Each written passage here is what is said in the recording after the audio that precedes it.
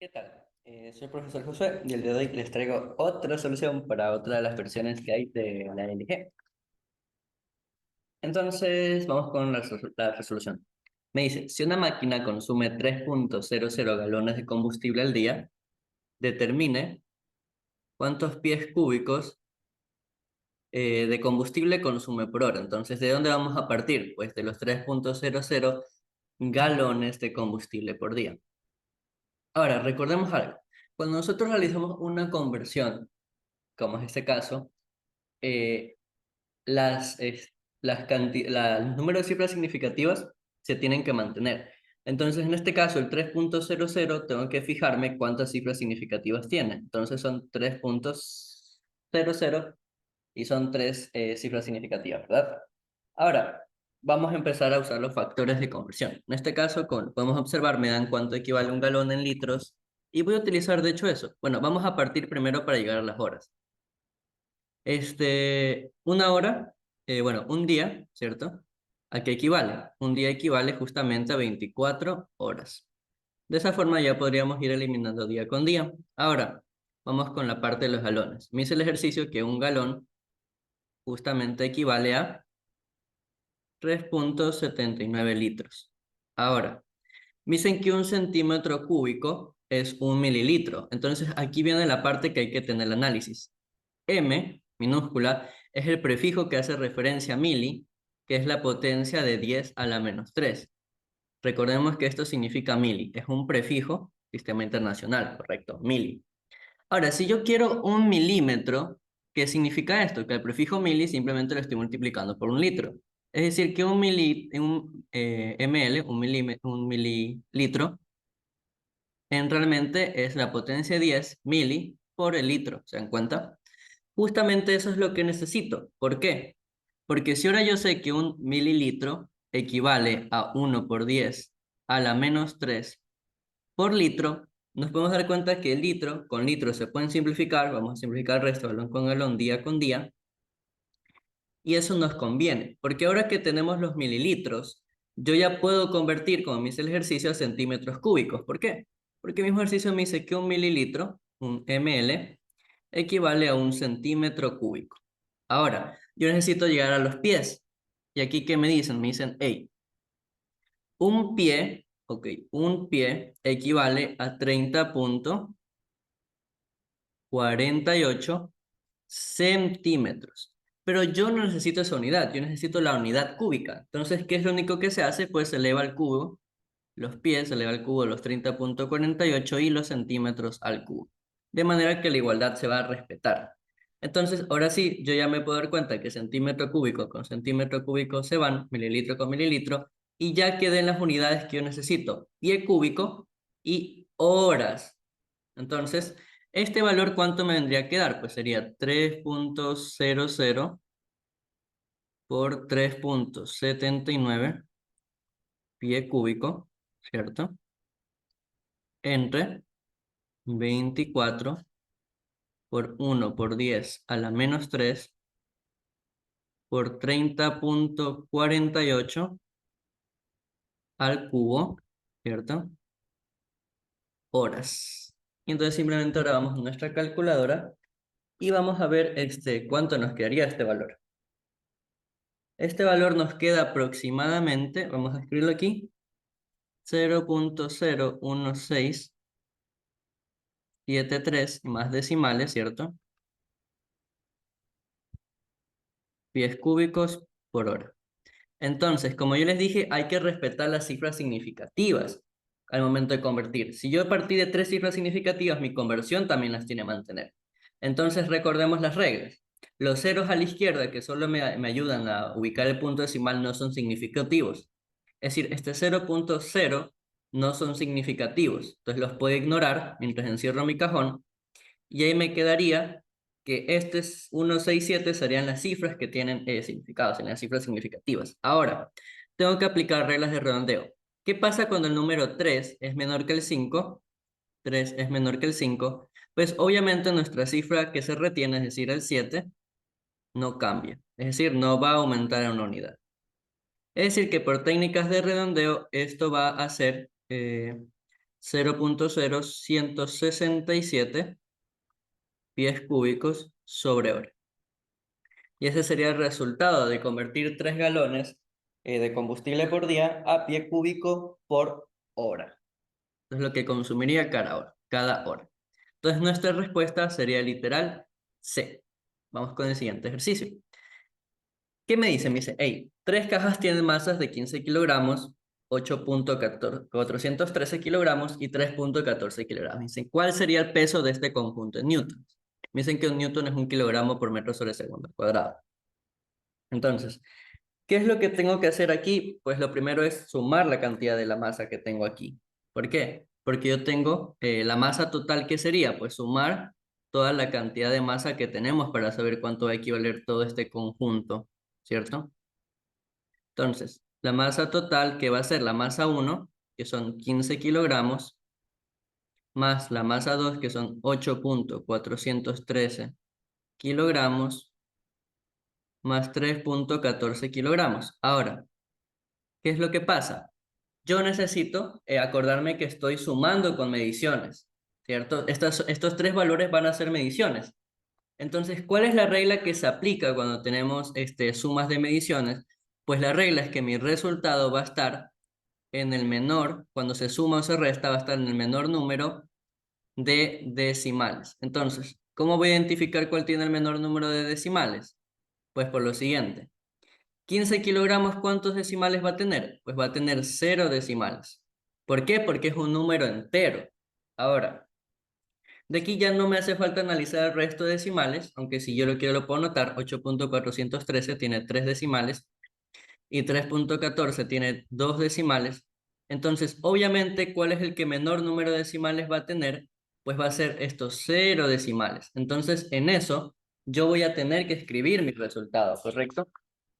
Entonces, cuando yo sume todos estos valores, voy a tener que redondear a 0 decimales. Entonces, mi masa total, ¿cuánto me daría? De 26.553 kilogramos. Ahora, como ya lo hablamos, este resultado va a tener que estar en entero. Entonces, tengo que aplicar reglas de redondeo. Entonces, ¿cuál es la regla aquí? Cuando mi cifra a eliminar es justamente el 5, pero a este 5 le siguen dígitos diferentes de 0, como es el caso del 53, mi cifra que se retiene, que es el 6, va a aumentar en 1, en una unidad, sea par o impar. No me va a importar si es par o impar. Entonces, este resultado va a ser 27 kilogramos, ¿cierto? Este va a ser la masa total que voy a analizar. Ahora, ¿cómo yo llego a los newtons? Pues los newtons, recordemos que va a ser una unidad de fuerza. Y en este caso recordemos que me preguntan sobre el peso, entonces aquí en teoría, ¿qué es lo que tendríamos que recordar? Pues que el peso W, ¿qué va a ser? Pues la masa total por la gravedad. Justamente por eso es que aquí unidades de metro sobre segundo al cuadrado. Entonces, ¿cuál es la gravedad? Pues la gravedad vale 9.80 metros sobre segundo al cuadrado, 9.81. Entonces, vamos a tomar este valor y ¿qué tendría? 27 kilogramos por 9.80 metros sobre segundo al cuadrado. Ahora, ¿qué es lo que pasa cuando yo multiplico mediciones? Porque podríamos haber tomado esta gravedad como una medición. Pues que yo me tengo que quedar con el menor número de cifras significativas. En este caso, ¿cuál es mi menor número de cifras significativas? Pues son 2 cifras significativas. Entonces aquí ahora vamos a anotar menor número de cifras significativas. Tendría 3 cifras significativas. Entonces, obviamente, ¿cuál es el menor número de cifras significativas? Pues son 2. Entonces, mi resultado lo voy a tener que dejar redondeado justamente en 2 cifras significativas. Ahora, ¿cuál va a ser mi peso? Pues en calculadora me da que es 264.6 newtons. Ok. Ahora, ¿dónde van a estar mis 2 cifras significativas? Pues obviamente van a estar hasta el 26. Entonces, ¿qué es lo que se hace en este tipo de casos? Pues aplicamos la notación científica. Es decir, que este punto decimal lo voy a trasladar hasta este número. ¿Por qué? Porque recordemos que la notación científica se aplica como un número A.BC por 10 a la n, donde recordemos que A es un número que va desde el 1 hasta el 9. Es decir, que aquí no puedo poner un 0. Entonces, ahora, ¿qué es lo que aplicamos? Pues como yo me moví a la izquierda, ¿Y cuántos espacios me moví? Fueron 2. Entonces el número n va a ser, el exponente n va a ser el 2 positivo cuando me muevo de derecha a izquierda, ¿cierto? Entonces este número en notación científica, ¿qué va a ser? Va a ser 2.646 por 10 a la 2 newtons, ¿correcto? Entonces, como yo necesito que estén dos cifras significativas, otra vez aplicamos reglas de redondeo. Cuando el 4, en este caso yo sé que es menor que el 5, es decir, cuando la cifra eliminada es menor que el 5, mi cifra retenida no va a aumentar. Es decir, que este peso aproximadamente va a tener que ser de 2.6 por 10 elevado a la 2 newtons de fuerza, de peso. Entonces, nuestro de literal, esta va a ser nuestra respuesta. Nuestra respuesta correcta pues sería literal de 2.6 por 10 elevado a la 2 newtons. Okay. Vamos con el siguiente ejercicio. Me dice, la siguiente ecuación es dimensionalmente correcta. Ok, eso es importante. Ahora me dice, si d es distancia, t es el tiempo y b velocidad, determine la dimensión de a entre b. Ahora, ¿qué va a ser lo importante que yo tengo que analizar? Como ya sabemos, pues, en un análisis dimensional, todo lo que yo sumo o resto tienen que pertenecer a la misma dimensión. Y si esto pertenece a la misma dimensión, a lo que me dé esto también va a pertenecer a la misma dimensión. Entonces, ¿por dónde yo voy a partir? Pues voy a partir de cuál es la dimensión de b por t. B por t de manera dimensional, ¿qué sería? Pues la dimensión de B, me dicen, hey, B es la velocidad, ¿correcto? Ahora, ¿la velocidad en qué se mide? En metros sobre segundo. Es decir, que la dimensión de B, ¿cuál va a tener que ser? Pues si tengo metros dividido en segundos, ¿cuál es la dimensión de los metros? Sé que es la longitud. ¿Cuál es la dimensión de los segundos? Es el tiempo. Ahora, me dicen T es tiempo, ¿correcto? T es tiempo. ¿En qué se mide? Pues ya sabemos que se mide en metro y esto va a pertenecer a la dimensión de la longitud. Es decir, que su dimensión, perdón, el tiempo, me equivoqué. ¿Cuál es la dimensión del tiempo? Pues se mide en segundos y ya sabemos cuál que es la dimensión del tiempo. Obviamente, en este caso la dimensión de t, ya sabemos que va a ser simplemente t mayor. La dimensión del tiempo. Ahora, ¿qué es lo último que me falta analizar? Pues nos falta analizar a D. ¿D qué es? D me representa la distancia. D representa la distancia. Ahora, ¿la distancia qué mide? Pues mide una longitud, ¿correcto? Entonces, ¿cuál va a tener que ser la distancia? Pues obviamente va a ser, su dimensión va a tener que ser obviamente la longitud. Ahora, ¿qué es lo que me importa de justamente que yo sepa que esto es la longitud? Por lo siguiente. Le dije, vamos a analizar qué me da B por T. B por T, yo ya sé cuál es la dimensión de B, ¿cuál sería? Pues la longitud entre el tiempo, ¿cierto? Y la dimensión de T, pues es el tiempo. Entonces, si yo simplifico esto, me daría que este término de aquí, B por T, pertenece a la longitud.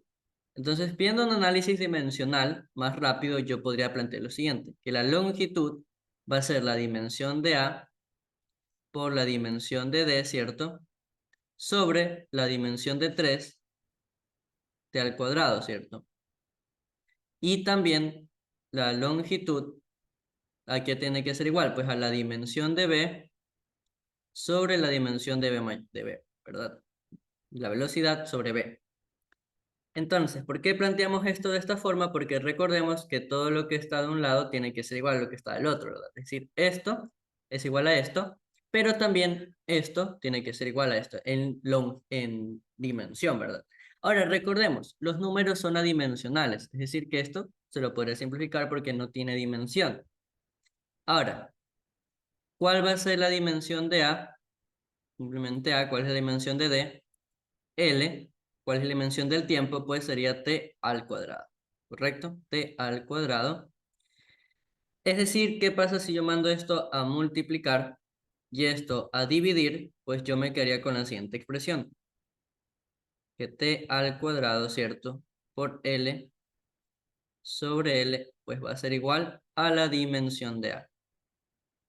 De esta forma yo simplemente me doy cuenta que L sobre L se pueden simplificar y que la dimensión de A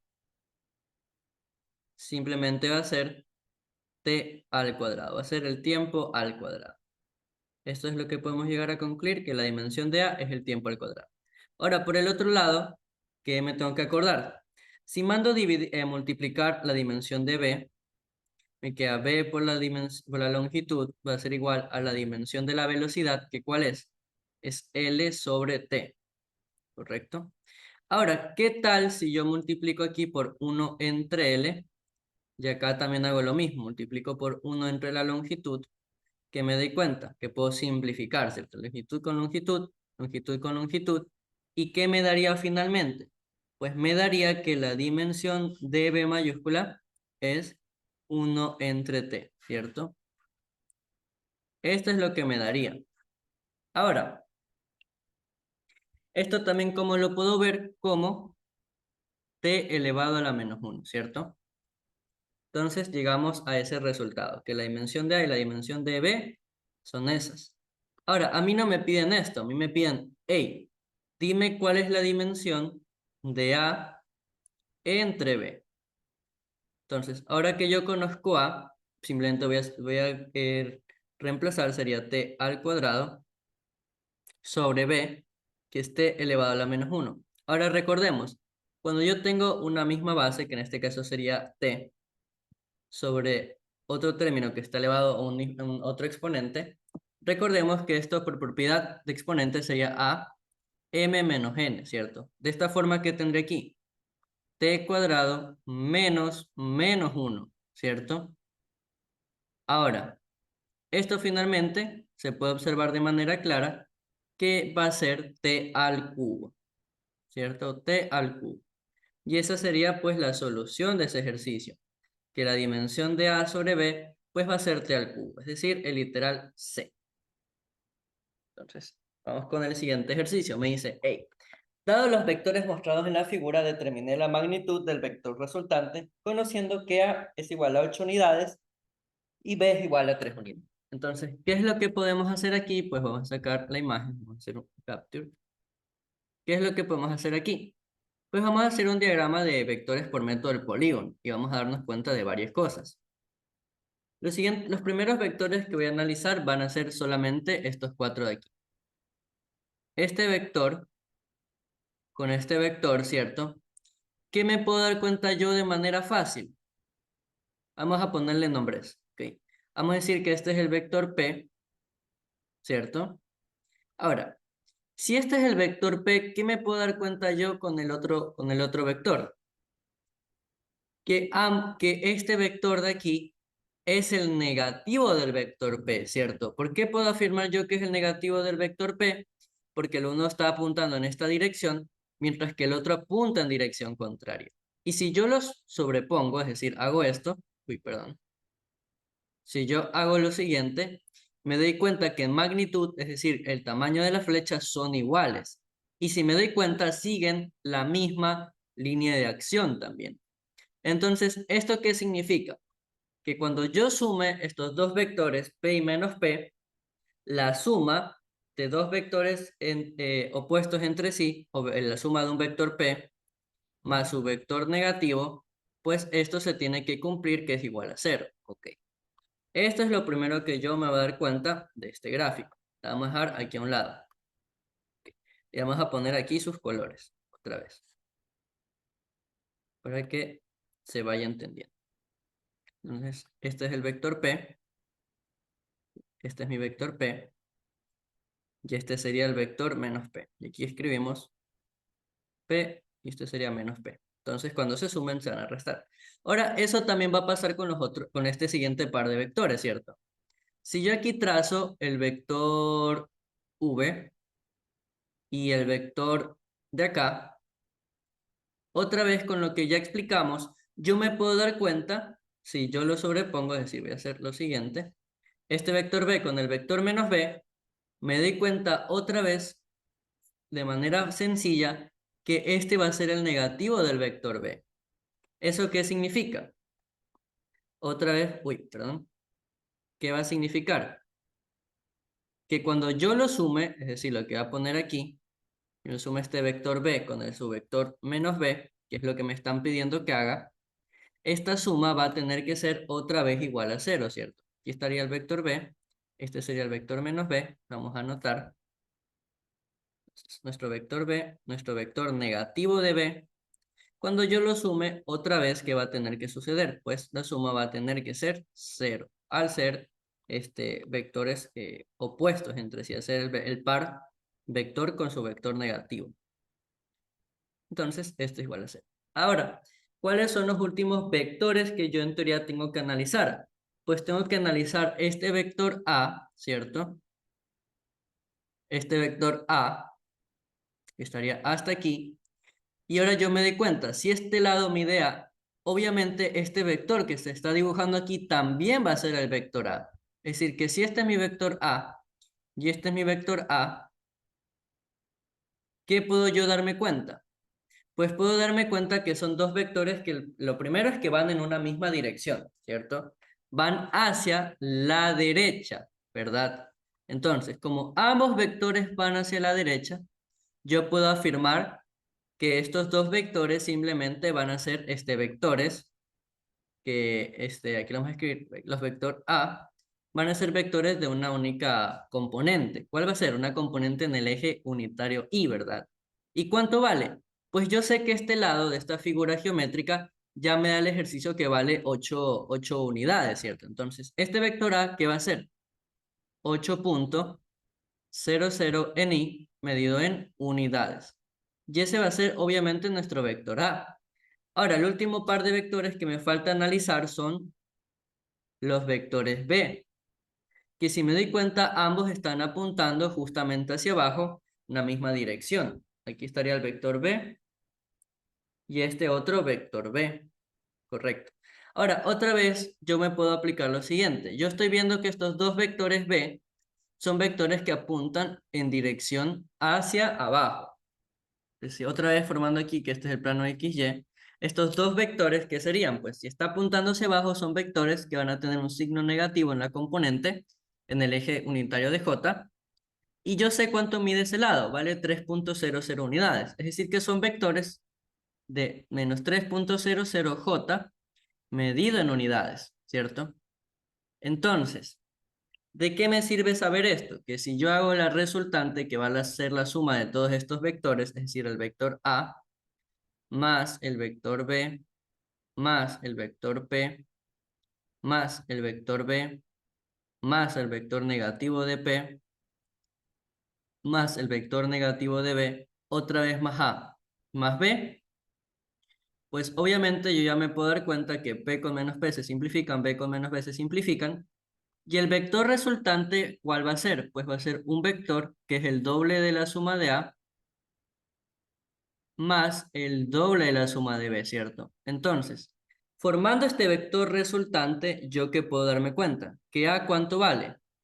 Es 8,00 en Y más 2 por menos 3,00 en J. Y no nos olvidemos que están en unidades.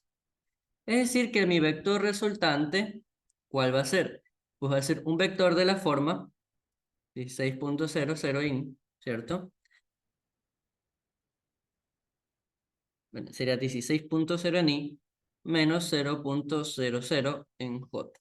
¿Por qué pongo 16,0? Porque recordemos que esto tiene tres cifras significativas, se tienen que mantener al multiplicarlo, aunque este 2 no tenga cifras significativas, igual este 8,00 tiene que mantenerlas, y es por eso que se pasa a ser 16,0, y aquí estaría medido en unidades, ¿correcto? Estaría medido este vector en unidades. Ahora, ¿qué es lo que va a suceder con nuestro vector resultante?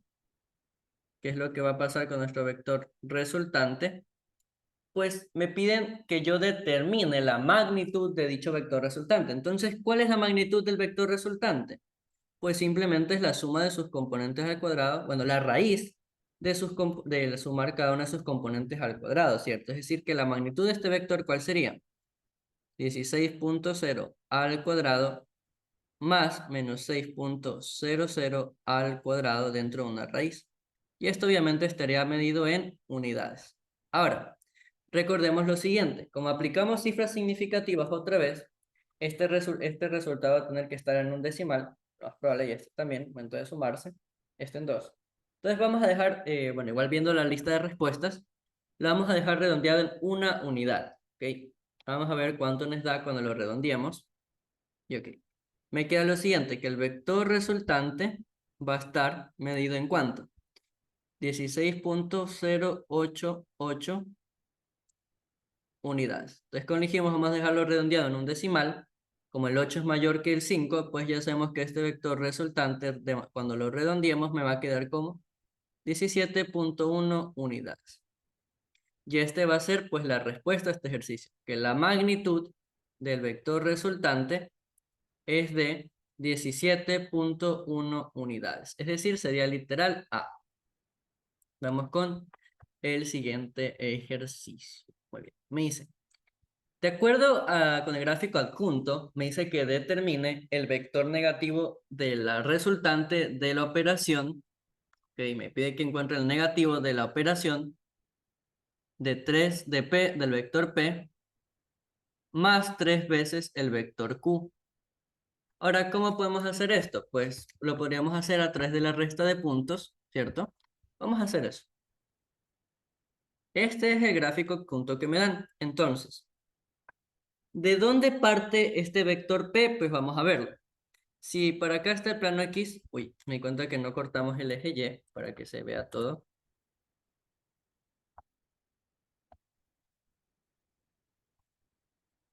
Ya, ahí sí. Ok. Si yo sé que este es el plano XY, ¿cierto? Aquí estaría X y aquí estaría Y. ¿Cuánto va a valer Z sobre este valor? Pues obviamente va a ser 0. Aquí me doy cuenta, este Z y está sobre la base, es decir, 0. Ahora, este puntito de aquí, ¿cuál va a ser? Si yo uno aquí, ¿cuál va a ser? Pues va a ser, obviamente, si yo lo escribo como un punto de la forma X, Y, Z, me doy cuenta que es obvio que este punto, ¿cuál es? El punto 3,4,0. 3 vale en X, ¿cierto? De aquí a acá vale 3. ¿Cuánto vale aquí? 4 en Y, ¿cierto? Ahora, vamos con, en cambio, el punto final del vector P, que sería justamente este punto de acá. ¿Cuál sería? Pues ahora yo me tengo que dar cuenta de lo siguiente. Este punto en P, ¿dónde estaría? Pues podemos hacer lo siguiente. Aquí Z, ¿cuánto vale? Pues vale 0, vale 5, ¿verdad? Aquí estoy, yo ya me puedo dar cuenta que estoy en una altura de 5. Ahora, yo me doy cuenta que aquí yo puedo realizar un plano, ¿verdad? Va a ser el plano Z con el negativo de Y. Es decir, que en X no va a valer nada. Aquí estaría el plano ZY, ¿cierto? Ahora, si yo uno otra vez esos puntitos, vamos a hacerlo de rojo. Si yo uno estos puntitos, ¿cuál va a tener que ser este punto? Pues este punto va a tener que ser 0 en X, ¿cierto? ¿Cuánto vale en Y? Ojo, yo me encuentro a la izquierda. Justamente aquí, ¿cuánto vale? Me dice que vale menos 2. Aquí vamos a poner menos 2 en Y. Y obviamente, como ya lo hablamos, sería 5 en Z. Entonces, ahí ya tenemos los puntos X, Y, Z. Ahora vamos con, aquí lo podemos anotar, vamos a escribirlo de hecho de rojo. Punto inicial de A. Y este es el punto final de A. El punto inicial es donde no está la punta de flecha del vector. Ahora, ¿cuál va a ser el punto inicial de B? Pues va a ser justamente este puntito. Vamos a escribirlo aquí como X, Y, Z. Y ahora sí, ¿qué me voy a dar cuenta yo? Que este puntito es el punto de acá, pero le hemos subido 5 unidades arriba, ¿verdad? ¿Por qué? Si uno de estos puntos, ¿cuál sería? 3, 4, 0, ¿verdad? Y ahora, si este puntito de aquí yo lo subo en esta dirección, hacia arriba, me encuentro a la altura de z igual a 5, porque todo esto está a la altura de 5 unidades arriba.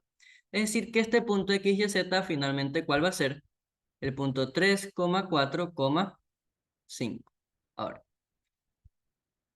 ¿cuál punto va a ser? Pues va a ser el punto inicial de Q, ¿cierto? Punto inicial de Q, acá le cambio el nombre, acá no sería de A, acá sería el punto inicial de P. Vamos a cambiarle los nombres. Punto inicial de P, punto inicial de P. Ahora, este punto final de Q, ¿cuál va a tener que ser? pues va a tener que ser el punto, vamos a analizarlo. Me doy cuenta que pasa lo mismo que con el punto inicial de P, ¿verdad? Es decir, si yo a Q analizo este puntito final, me doy cuenta que está dibujado sobre este pisito. ¿Y este piso en dónde está? Pues está en el plano negativo de Y y en X positivo, ¿verdad? ¿Eso qué significa? Que este punto, ¿cuánto va a tener que valer? Pues yo sé que hasta aquí X vale 3 y hasta aquí Y vale -2. Si uno de estos dos puntos encuentro este punto, ¿verdad? Entonces, ¿cuánto va a ser aquí? Pues va a ser 3 menos 2 y 0 en Z. Ese va a ser ese punto final, es decir, el punto X, Y, Z.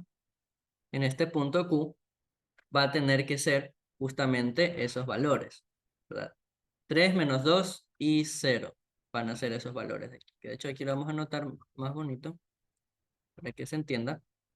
Es decir, que ese punto X, Y, Z va a ser igual a 3 menos 2 y 0. Y este va a ser pues el punto final de Q. Vamos a anotarlo, sería esto el punto final de Q. Ahora, para encontrar los vectores P y Q, ¿qué hacemos? Pues la resta de los puntos, ¿verdad? Es decir, que mi vector P, ¿por qué estaría formado? Por el punto final de P, que ¿cuál sería? Es el punto 0 menos 2, 5, menos el punto inicial. ¿Cuál es el punto inicial? Es el punto 3,4,0, ¿correcto? Y ahora simplemente restamos los x con -3, sería entonces que el vector P, ¿cuál sería? 0 menos 3, menos 3. Los y con los y sería -2 menos 4, entonces sería -6, 5 menos 0 y sería simplemente 5. Entonces, como este sería el vector P, que visto en coordenadas cartesianas, las rectangulares, si esto es x, esto es y esto es z, este vector sería el vector -3,0 en y, -6,0 en j, más 5,0 en k. Ahí tenemos al vector P. Darlo aquí. Este es el vector P. Ahora vamos a realizar el mismo procedimiento para encontrar cuál es el vector Q, ¿cierto? Entonces, el punto final de Q lo conocemos. Es el punto 3 menos 2,0 menos su punto inicial, que es 3,4,5. Claro. Entonces realizamos la misma resta de puntos, que me quedaría 3 menos 3, sería 0, menos 2 menos 4 sería -6, 0 menos 5, -5. Y otra vez aquí me di cuenta que está la forma x, y, z, no nos olvidemos. Y yo ya puedo simplemente escribir sus coordenadas rectangulares. Sería 0 en y, menos 6 en j, menos 5 en k. Ahora yo ya tengo los vectores p y q, ¿verdad? Vamos a escribirlo aquí más bonito. 6,0 en j, menos 5,0 en k. Entonces, ahora yo ya tengo ¿qué cosa? A mi vector q, ¿cierto? Y también tengo a mi vector p, que esto es justamente lo que me importa. Porque ahora simplemente yo puedo realizar y reemplazar aquí en la operación que yo tengo que buscar. Entonces, el resultante, ¿qué va a ser? El vector p. ¿El vector p cuál es? -3,0 en i, -6,0 en j, más 5,0 en k. Ahora va más 3 veces el vector q, que el vector q ¿cuál es? Sería 0 en i, -6,0 en j, menos 5,0 en k. Ahora vamos a hacer de un color cada uno de estos unitarios. ¿Y aquí qué me quedaría? Pues me quedaría -3,0 en i, ¿verdad?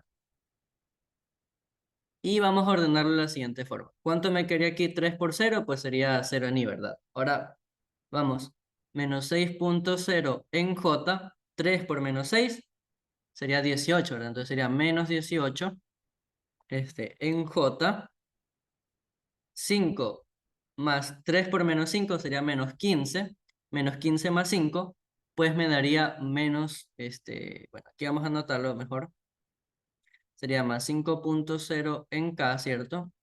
Y 3 por -5, pues sería -15 en k, ¿correcto? De esta forma, ahora simplemente yo tengo que realizar la operación, ¿cierto? Para ver cuál va a ser mi vector resultante R. Vamos a poner de este ladito. Entonces, el vector resultante R, ¿cuánto me va a quedar? Será menos 3.0 en I, 18, menos 6 menos 18, pues sería menos 24 en J, menos 10 en K. Y este sería el vector resultante. Pero ojo, a mí no me piden el resultante. Me piden el negativo del vector resultante. Entonces, si me piden el negativo simplemente será multiplicar por menos al vector resultante. Es decir, que ¿cuánto sería? Sería menos por menos, me quedaría más 3.0 en I, menos por menos, otra vez más, 24 en J, menos y menos sería más 10 en K. Y este sería nuestro vector resultante, el negativo del vector resultante. Entonces, ¿cuál es la respuesta? Puede ser literal B, 3.0i más 24j más 10k. Vamos con el siguiente ejercicio. ¿Qué me dice? Me dice, sea un vector j cuya componente en x, ok, me dicen que la componente en x del vector es j de x, 4.45, y me dan sus ángulos directores. Ok, vamos a anotar eso. Me dan que el ángulo alfa, que es el que se dibuja con el eje x positivo, es 40 grados. Me dicen también que el ángulo beta es de 50.0 grados. Y me dicen que encuentre el vector j en coordenadas cartesianas. Ok. Entonces, ¿cómo podríamos realizar este ejercicio? Pues podríamos acordarnos de algo teórico. ¿Qué es lo teórico? Para encontrar el ángulo director del eje, o bueno, para determinar algo con respecto a la coordenada con el ángulo director del eje z, podemos realizar lo siguiente. Por definición, la suma del cuadrado de los cosenos directores, es decir, coseno al cuadrado de alfa, más el coseno al cuadrado de beta, más el coseno al cuadrado de gamma, ¿cierto? De gamma, esto tiene que ser igual a 1. Entonces vamos a reemplazar esos datos. Dice coseno al cuadrado de 40 grados, 40.0 grados, más coseno al cuadrado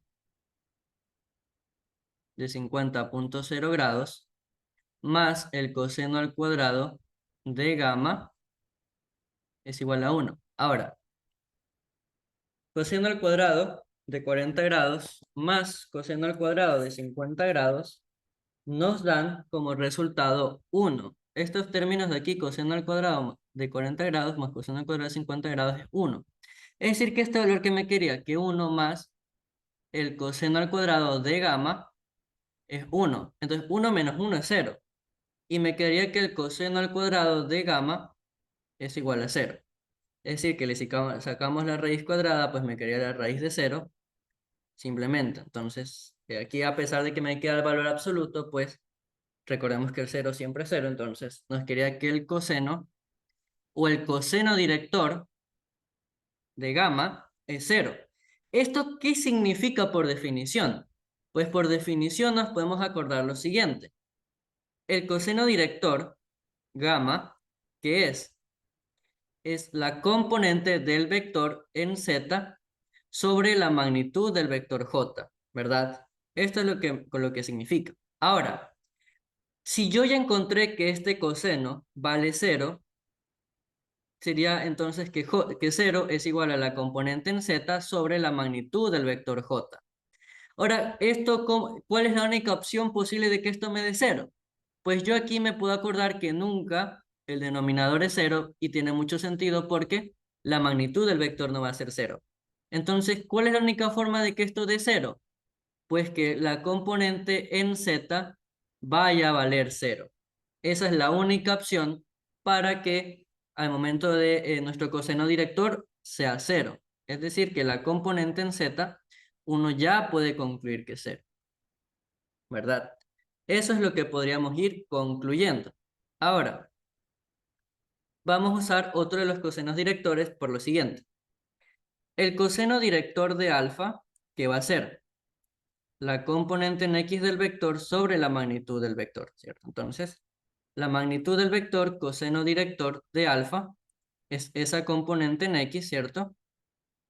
Y si yo despejo la magnitud del vector j, que me quería que la magnitud del vector j, ¿qué es? Es igual a la componente en x dividiendo su coseno director, ¿verdad? El coseno director de alfa. Ahora, vamos a dejar esta expresión hasta aquí por lo siguiente. Ahora, el coseno director de beta me lo han dado, ¿cierto? Vamos a utilizar, de hecho, eso. ¿Esto qué va a ser? Pues la componente en y sobre la magnitud del vector j. Es decir, que si yo despejo, ¿qué me va a quedar? Que la magnitud del vector j, coseno director de beta, es igual a esa componente en y. Justamente por eso dejé solamente expresado j como esta expresión. Porque ahora que yo la reemplace, ¿qué sería? La componente en x sobre coseno de alfa por el coseno de beta, ¿cierto? Coseno de beta. Esto va a ser la componente vertical del vector. Eso es lo que podríamos llegar a hacer, ¿ok? Vamos a poner esto aquí arriba. Vamos a ordenar los pasos. 1, 2, 3. Entonces, ahora simplemente me toca reemplazar para saber cuál es esa componente. ¿Y cuánto vale en x? Pues vale 4.45 sobre el coseno de 40.0 grados por el coseno de 50.0 grados. Y esto va a ser igual a la componente en y del vector. Y esto nos da como resultado 3.73. Y este sería la componente en y. Ahora que tengo dicha componente en y, yo ya puedo formar al vector j, ¿cierto? Porque el vector j, ¿qué va a ser?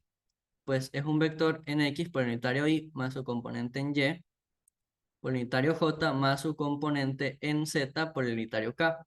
Que en este caso ya sabemos que z ¿cuánto vale? Pues vale 0. Es decir que este va a ser un vector bidimensional realmente.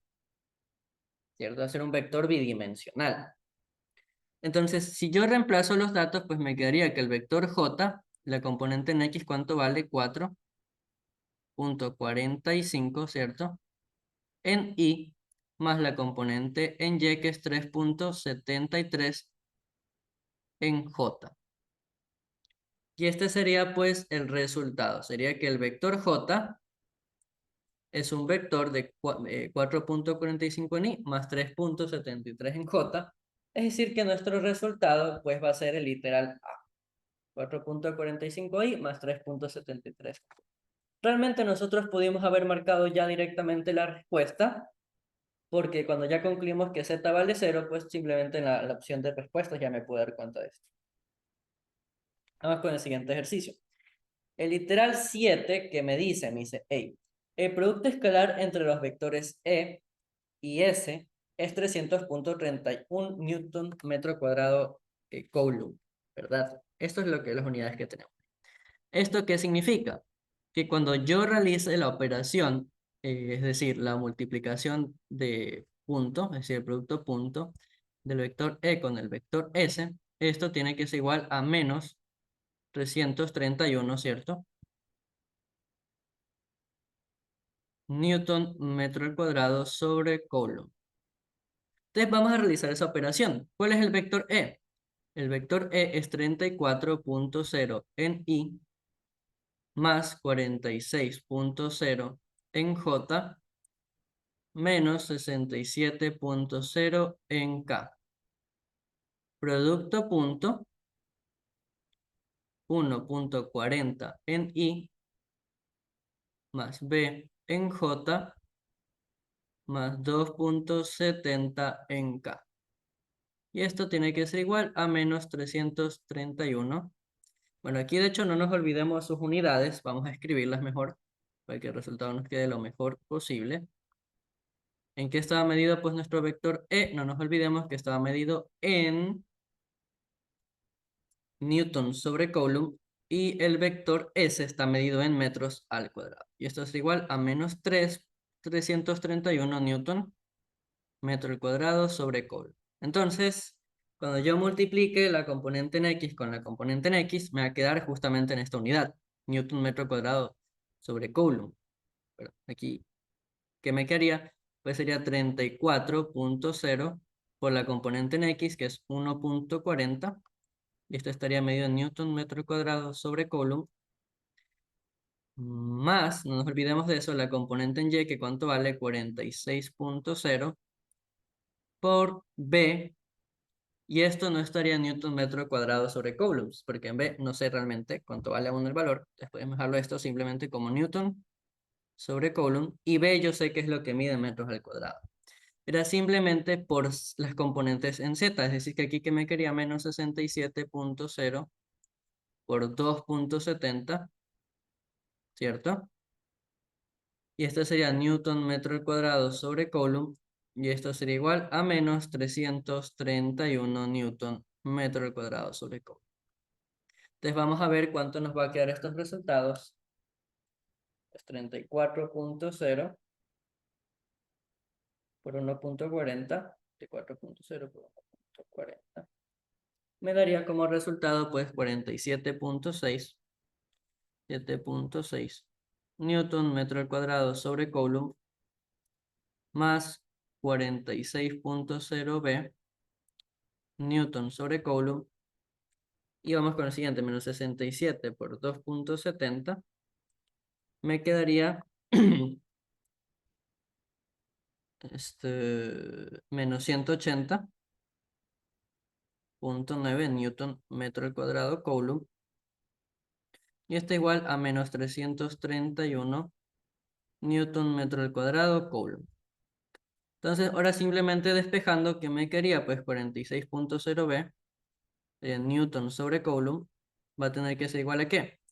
Menos 331 más 180.9 menos 47.6. ¿Y todo esto en qué está medido? Newton metro al cuadrado sobre coulomb. Entonces, ¿qué es lo que puedo darme cuenta yo? Que los newtons entre coulombs los puedo simplificar en ambos términos. Y pues, ¿qué me quedaría aquí? Pues que 46.0, bueno, si yo despejo esta expresión, ¿qué me quedaría? Que B es igual entonces ¿a qué? Tengo que mandar a dividir estos 46 al otro término, es decir, que ¿qué me quedaría? Menos 331 más 180.9 menos 47.6 entre 46.0. Vamos a ver el resultado que nos quedaría.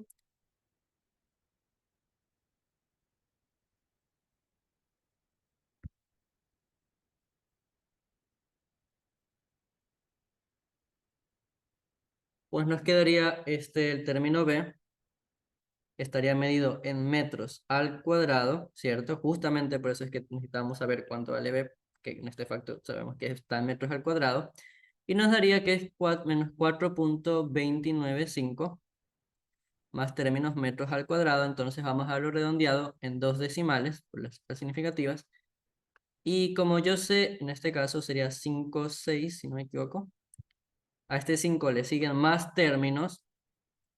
Yo sé que al momento de redondear el término B, cuando al 5 le siguen más dígitos, pues lo podemos aumentar el siguiente dígito en una unidad sin importar si es par o impar. Esto nos quedaría menos 4.30 metros al cuadrado, ¿cierto? Menos 4.30 metros al cuadrado. Y esto sería justamente pues el resultado de este ejercicio. Entonces, ¿cuál es el resultado de este ejercicio? Pues sería el literal de menos 4.30 metros al cuadrado. Y eso es el valor que tendría que tener B para que esta operación nos dé dicho resultado. Es decir, nos dé menos 331 newton metros al cuadrado sobre el producto. Vamos con el siguiente ejercicio.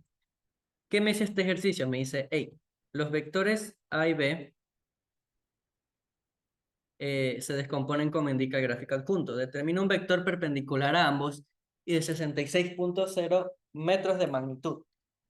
¿Esto qué significa? Que a ese vector, vamos a ponerle de nombre C, que es perpendicular a y B, tengo que encontrar su unitario y multiplicarlo justamente por ese valor, que es 66.0 metros. Para que así, cuando yo lo multiplique por 66.0 metros, voy a encontrar un vector de esa magnitud, ¿cierto? Entonces, esto en teoría es lo que me piden.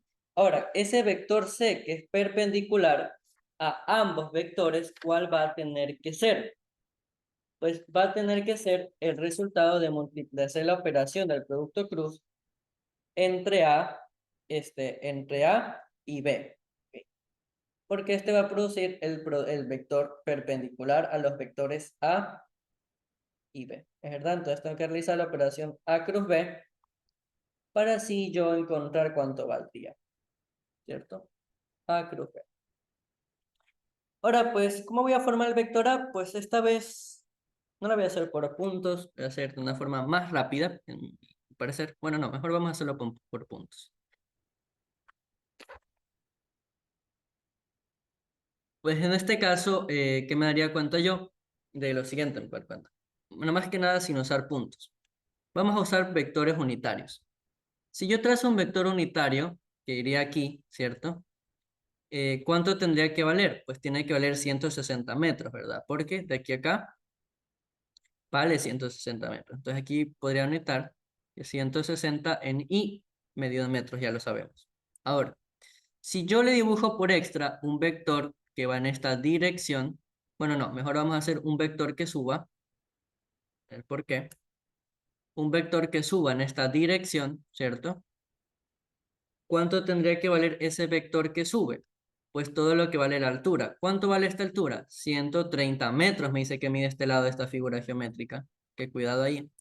Aquí sería 130 en J, y como va positivo, porque apunta hacia el eje Y positivo. Y ahora finalmente le tengo que sumar un vector que llegue hasta este puntito. Ahora, ¿por qué hago esto? ¿Cuánto mide este lado? Pues vale 51.0, perdón, aquí no sería en J, aquí es en K porque va hacia el eje K, ¿verdad? Entonces aquí sería más 130 en K, y en Y, ¿cuánto mide? Pues mide este ladito 51.0 metros, es decir, aquí sería 51.0 en J. Ahora, ¿por qué yo sumo estos vectores unitarios? Porque por método del polígono, ¿qué es lo que pasa? Si yo sumo estos tres vectores y uno el punto inicial con el punto final, voy a formar el vector resultante. ¿Y cuál es ese vector resultante? Pues yo me doy cuenta aquí claramente que el vector resultante es el vector A. Entonces yo puedo concluir, sin usar resta de puntos también, que el vector A, ¿cuál va a ser? En I, ¿cuánto vale? 160 en I, ¿cierto? Más 51.0 en J, más 130 en K. Ahora vamos a hacer este mismo proceso en cambio para el vector B. De hecho, voy a dejar aquí planteado que este es el vector A. Aquí se formaría el vector A, ¿cierto? Y lo vamos a mover este gráfico, aquí. Y esto formaría mi vector A, ¿cierto? Ahora, ¿qué es lo que pasa con el vector B? El vector B, ¿por qué va a estar formado? Pues yo me voy a dar cuenta que es un vector bidimensional. ¿Por qué? Si yo aquí sumo esta componente que estaría en el eje Y, ¿cierto? ¿Cuánto tendría que valer esta componente? 51, ¿verdad? 51.0 en J, ¿verdad? Porque se está trazando en este sentido, para acá. Y es positivo porque va obviamente hacia el eje Y positivo. Ahora, el siguiente vector que yo lo puedo sumar como componente unitaria, ¿cuál es?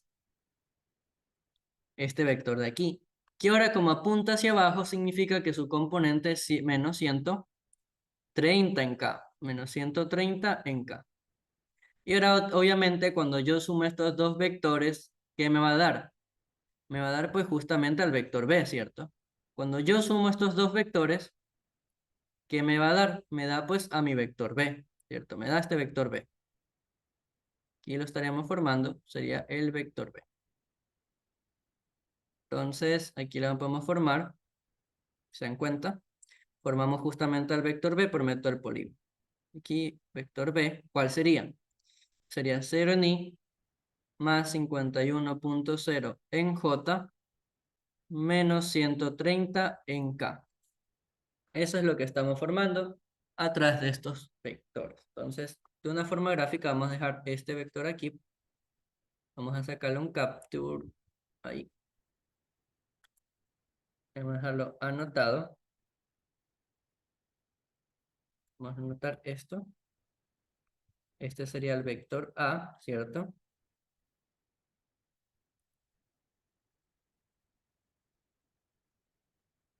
Ahora vamos a borrar todos estos vectores que dibujamos aquí.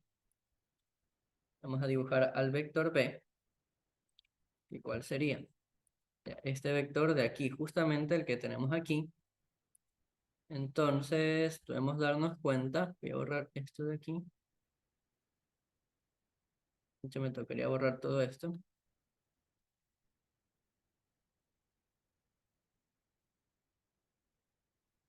Y nos daríamos cuenta que esta gráfica de aquí me daría el vector B. Entonces vamos a hacer eso. Vamos a sacarle otro capture y lo vamos a dejar ahí pegado para que se entienda que lo hicimos por componentes unitarios. Entonces aquí estaría el vector B formado también a través de sus componentes unitarios. Ahora yo necesito formar ¿qué cosa? Al vector perpendicular A y B. Entonces, ¿cómo formo el vector perpendicular? Pues ya lo hablamos. Sería realizar la operación A cruz B. Entonces vamos a realizarla. El vector C, que sería el vector C, le vamos a nombrar como la operación A cruz B, ¿cierto? Va a ser el resultado de operar A cruz B. ¿Y esto qué sería? Pues anotamos en la primera fila al vector A, que ¿cuál es? 160 en I, 51.0 en J y 130 en K. Ahora, ¿cuál es el vector B? Pues es 0 en I, 51.0 en J, ¿verdad? 51.0 y menos 130 en K. Y ahí nosotros formaríamos la matriz que vamos a tener que operar para calcular el vector B cruz A, ¿cierto? Entonces, ¿qué es lo único que tenemos que hacer? Pues ya saben cómo es lo que yo suelo realizar, es decir, tacho la columna de I y multiplico en cruz. Es decir, que ¿qué vector me vendría a quedar aquí? Pues abrimos corchetes y realizamos multiplicación en cruz. Sería, si empezamos por el de arriba, sería 51.0 menos 130. No nos olvidemos que siempre tiene que ir aquí un menos, ¿cierto? Menos la siguiente multiplicación en cruz, que es 130 por 51.0. Y esto multiplicando el unitario J, ¿verdad? Ahora, ¿qué hacemos lo siguiente? Pues para encontrar la componente en J, ¿qué se hace? Se pone menos, no nos olvidemos de eso, abrimos los corchetes y realizamos el mismo procedimiento, pero ahora tachando la columna de J, multiplicamos en cruz. ¿Y qué me quedaría aquí? Pues me quedaría 160 por 130, otra vez va un menos de por medio, menos 0 por 130 en J. Ahora iría, cerraríamos aquí el corchete. Iría más la componente, pues obviamente en K, ¿cierto? Entonces, ¿cómo calculamos dicha componente en K? Pues otra vez el mismo proceso, pero simplemente ahora tachando la componente en K del vector. Es decir, este por este y este por este. Entonces, ¿qué nos quedaría aquí? Pues nos quedaría 160 por 51.0, 0 por 51.0, multiplicando la componente en K y ya saben, aquí iría de por medio el signo negativo. Entonces, ¿qué nos vendría a quedar esto? Voy a anotar esto para que se entienda mejor. 0 por 51.0. Pues sería 0 por 51 sería 0. 0 por 130 sería 0. Y ahora simplemente nos falta realizar pues las operaciones que tenemos dentro de cada uno de estos corchetes, ¿verdad? Entonces, vamos a ir viendo cuánto nos va a ir quedando esto. Voy a ordenar todo esto de aquí. Pues nos va a dar como resultado, vamos a ver en calculadora, el primer término en I, menos 13.260 en I, más 20.800 en J, más 8.160 en K. Y este vector estaría medido en metros al cuadrado. Ahora, para aplicar la magnitud del vector, bueno, para aplicar el producto, el vector unitario, recordemos que también necesitamos la magnitud de este vector. Sí, la magnitud del vector. Entonces, no nos olvidemos que para calcular su magnitud, pues sería un Pitágoras de 3 dimensiones, ¿cierto? Entonces, ¿qué sería aquí? Pues primera componente al cuadrado, que es menos 13.260 al cuadrado, más la siguiente componente que es 20.800, ¿cierto? 20.800 al cuadrado más 8.160 al cuadrado. Todo dentro de una raíz cuadrada y esto estaría en metros al cuadrado, ¿cierto? De manera que nos daría como resultado que la magnitud de este vector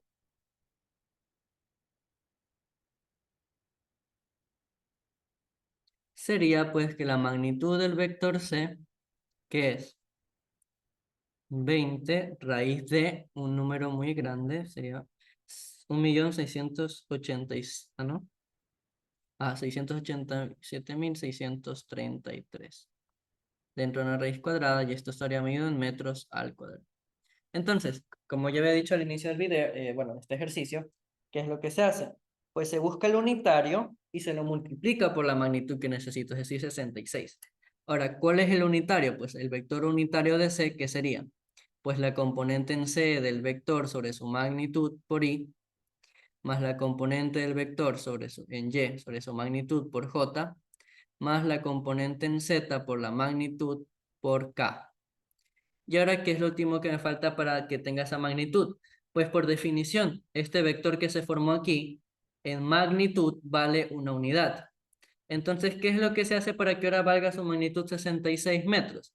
Pues se lo multiplica por el escalar 66.0 metros. Este vector va a ser no va a tener dimensiones, va a ser, ahora le vamos a darle sería 66, sus unidades sería 66.0 metros. Y ahora nos tendría que, ahora este vector sería el que tendría dicha magnitud. Entonces, ¿esto qué nos vendría a quedar? Pues la componente en X se multiplica por estos 66.0 metros, entonces 66 por menos 1.300 sobre 260. Vamos a dejarlo aquí solo sobre la magnitud de C, por unitario I, más 66 por la componente Y, que ¿cuánto vale? 20.800 sobre la magnitud de C, para no volverlo a escribir, en J, más la componente en Z, que sería 8.160 por 66 entre la magnitud del vector C por K, y todo este vector estaría medido en metros. Ahora, como ya tenemos esto, pues simplemente tendríamos que sustituir cada término y ver en la calculadora. Ahora, a este vector le vamos a poner de nombre el vector D. Okay, el siguiente nombre, ABCD. Entonces, este vector D, vamos a ver qué nos daría. El vector D, entonces, sería, vamos a ver la primera componente. La primera componente nos da menos 33.7 en I. Vamos con la siguiente.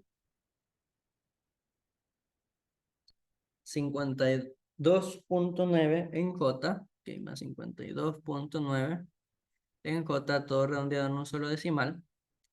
Y más la última componente que es más 20.7 en K. Y he medido en metros, ¿cierto? Medido el vector en metros. De esta forma ya encontramos la respuesta, que este sería el vector perpendicular y de magnitud 66 unidades. Entonces, ¿cuál sería, pues, en este caso, el resultado de este ejercicio? Vamos a ver cuál es el literal que nos saldría como respuesta. Sería el literal, sería menos 37. Literal número C, ¿verdad? Sería la respuesta del literal número C. Vamos a encerrarlo aquí bonito. Menos 33.7 más 52.9 más 20.7K. Medido todo este vector en metros. Y ahí tendríamos la respuesta. Vamos con el siguiente ejercicio. Este ejercicio es más teórico por lo que estoy viendo ahorita. ¿Y qué me dice? Me dice, examine la validez de cada enunciado y seleccione el literal correcto. Me dice, la rapidez media es la magnitud de la velocidad media. Pues recordemos que por definición, la rapidez media, ¿qué es? S es ¿qué cosa? La distancia total que se recorre entre el intervalo de tiempo que se emplea, ¿verdad? Esta es la rapidez media. Ahora, ¿qué es la velocidad media? Pues la velocidad media es un vector que representa el desplazamiento que se realiza entre el intervalo de tiempo. ¿verdad? Y como esto es un vector, ¿cierto? Esto sería un vector, su magnitud, ¿cuál va a ser? Pues la magnitud del vector velocidad media, ¿qué va a ser? Pues la componente en X de este vector, que yo no sé si va a ser de una dimensión, de 2 dimensiones o de 3 dimensiones,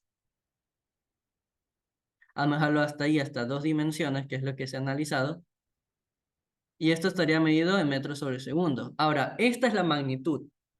Entonces, ¿la rapidez va a ser igual a la magnitud de la velocidad media? Pues en este caso nos damos cuenta que no, que esto es falso. Esto no siempre es verdadero.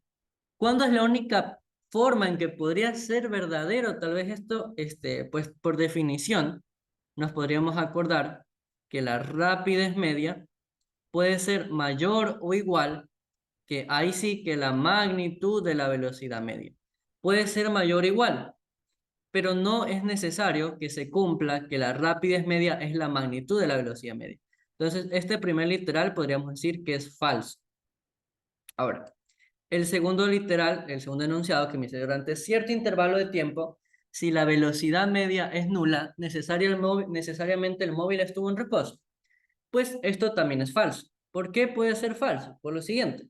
Vamos a dar un ejemplo, un contraejemplo. Si yo tengo aquí esta posición inicial, vamos a tener a mi amigo Pepito. Va a salir de este lado. Vamos a dibujarlo más bonito a Pepito. Veamos, aquí vamos a dibujar a Pepito que está con la carita feliz. Si Pepito me dice, oye, yo me voy a mover hacia la derecha, ya, va a ser este su primer movimiento. Se va a mover para acá, Pepito. Pero ahora Pepito me dice, ¿sabes qué? Me voy a regresar. O sea, primero se movió para acá y ahora dice que se regresa. Y quiero anotar, se regresa. Entonces, si Pepito ahora vuelve a estar en el punto en el mismo punto, es decir, ahora otra vez va a estar aquí, es decir, que la posición inicial va a ser la posición final, van a ser el mismo punto porque ahora Pepito regresó, primero se mueve para la derecha y de ahí se regresa al mismo punto, hubo un movimiento y se va a demorar un intervalo de tiempo que yo no conozco. Entonces, el vector de desplazamiento, ¿cuál sería? Pues aquí yo puedo ver que mi vector de desplazamiento va a ser de una única dimensión, ¿cierto? ¿Verdad? Su vector de desplazamiento es una dimensión, es decir, en el eje X. ¿Y esto qué va a ser? Pues posición final en X menos posición inicial en X por el unitario Y. Y aquí que me di cuenta, si la posición final y la inicial es la misma, pues el desplazamiento va a ser nulo. Entonces voy a tener un desplazamiento nulo. Entonces, la velocidad media, que por definición va a ser el desplazamiento, en este caso por ser de una dimensión, va a ser un desplazamiento en X por el intervalo de tiempo y el unitario Y, si regresa al mismo tiempo, significa que va a ser cero entre el intervalo de tiempo por el unitario Y, y aquí, ¿qué puedo llegar yo a concluir? Como el intervalo de tiempo siempre es diferente de cero y mayor a cero, la velocidad media va a ser de cero, ¿verdad? 0 metros sobre segundo. O bueno, simplemente sería velocidad media cero. ¿Eso qué representa? Pues encontramos un contraejemplo que en efecto dice que ese enunciado es falso. Porque no es necesario que la persona no se mueva. La persona se puede mover y la velocidad media, incluso así, puede valer cero, ¿cierto? Puede valer cero aún así. Ahora, el siguiente literal, que es el último, ¿qué me dice? Me dice literal final. Me dice, la rapidez media puede ser negativa, es decir, que me dice que S puede ser un número negativo. Pues yo me puedo dar cuenta que esto es falso. Falso. Porque recordemos que la rapidez media es una escalar, ¿cierto?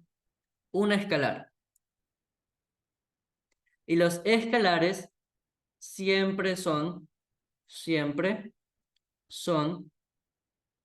positivos. Siempre son positivos.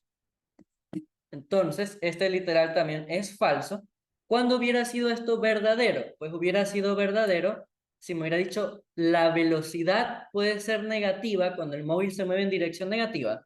Pues ahí yo hubiera puesto que esto es verdadero. Pero en este caso no. Entonces, ¿cuál sería la respuesta? Pues el literal B, que todos los enunciados van a ser falsos. Falso, falso, falso. Vamos con el último pregunta de opción múltiple, me dice, un móvil se desplaza en línea recta con una velocidad constante de 34.0 metros sobre segundo en I. Ok. Desde T0 hasta T50.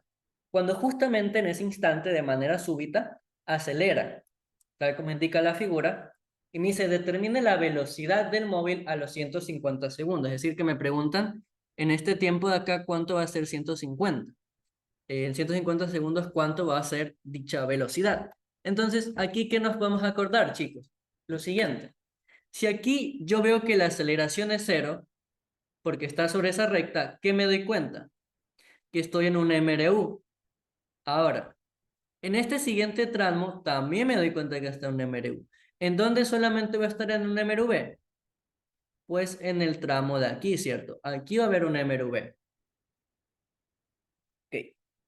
Entonces, en este MRV, ¿qué es lo que va a pasar? Si se supone que la velocidad en esta sección de 0 a 50 segundos, la velocidad es constante, es decir, la velocidad es constante de 0 a 50.0 segundos, significa que la velocidad inicial para ese tramo, ¿cuál va a ser? Pues 34.0 metros sobre segundo en I. Ahora, después de eso va a acelerar, ¿cierto? En esta sección de aquí va a tener que acelerar. Ahora, ¿qué significa que acelere? Que ahora lo que va a pasar es que va a llegar hasta una velocidad final, en este instante de 120 segundos, el cual justamente después de eso va a dejar de acelerar y se va a empezar a mover ¿a qué? A rapidez constante. ¿Eso qué significa? Que la velocidad final en 120 segundos es la velocidad constante en 150 segundos. Debido a que ahí se supone que ahora vuelve a quitar la aceleración y solo se va a mover con una rapidez constante, lo podríamos ver. Entonces, ¿qué puedo hacer yo? Pues puedo acordarme lo siguiente, que el área bajo esta curva de aquí, esta área geométrica, de hecho lo voy a colorear de otro color, vamos a hacer un color verde, que toda esta área, por definición, ¿qué es? Por definición, es el cambio de la velocidad. Ahora, el cambio de la velocidad, ¿qué representa?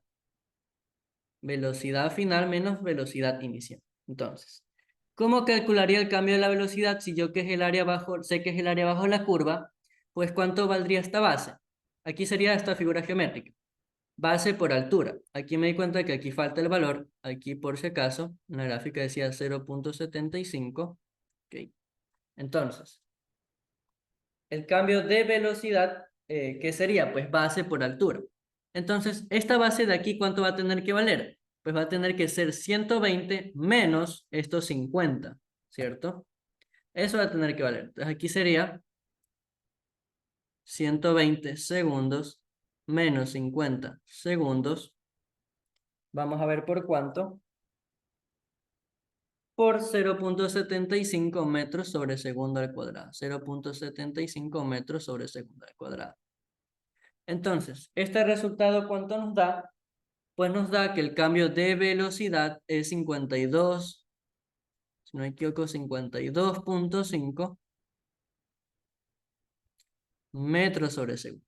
Entonces, ahora que yo tengo el cambio de velocidad, y yo sé que el cambio de velocidad es velocidad final menos velocidad inicial, el cambio de velocidad más la velocidad inicial va a ser la velocidad final. Entonces, si yo reemplazo datos, ¿qué sería aquí? 52.5 metros sobre segundo más 34.0 metros sobre segundo. Recordemos que esto estaría en el unitario I. Antes de olvidarme de eso, todo esto sería en el unitario I. O sea, velocidad final, que el unitario I, justamente. ¿Qué nos daría esto? Pues 52.5 más 34, pues nos da como resultado que la velocidad final es 86.5 metros sobre segundo en I. Y esta es la velocidad final.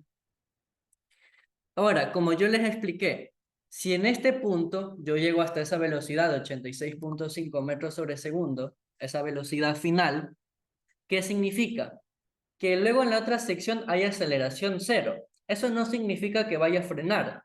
Lo único que significa es que ahora mi velocidad final va a ser constante, es decir, la velocidad con la que llegué hasta 120 segundos va a ser una velocidad constante en este intervalo.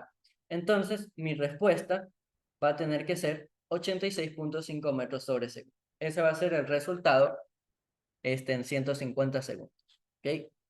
Ahora vamos con el literal ONS. ¿Qué me dice el literal ONS? Ok. Me dice, un helicóptero inicialmente en reposo sobre el suelo saliera verticalmente hacia arriba a 125 metros sobre segundo al cuadrado. Así que vamos a hacer una pausa para traer un dibujo de este helicóptero para explicar este ejercicio.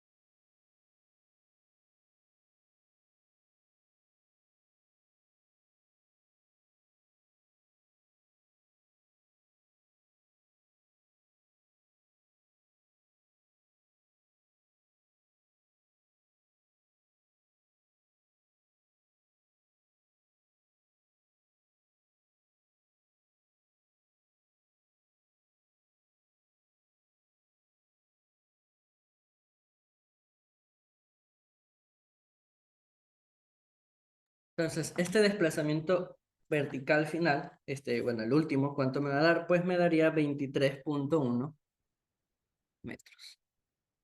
Ahora, a mí me piden cuánto es la distancia total recorrida por la piedra hasta que llega al piso. Entonces, ¿qué es lo que va a recorrer la piedra? Pues va a tener que recorrer toda esta altura de aquí, ¿cierto? Y también, ¿qué más tiene que recorrer la piedra? Pues también tiene que recorrer, vamos a hacerlo de otro color, toda esta altura de acá, ¿cierto? También tiene que recorrer todo eso. Entonces, en teoría, ¿cuál va a ser toda la distancia que va a recorrer? Pues va a ser en magnitud, ¿verdad?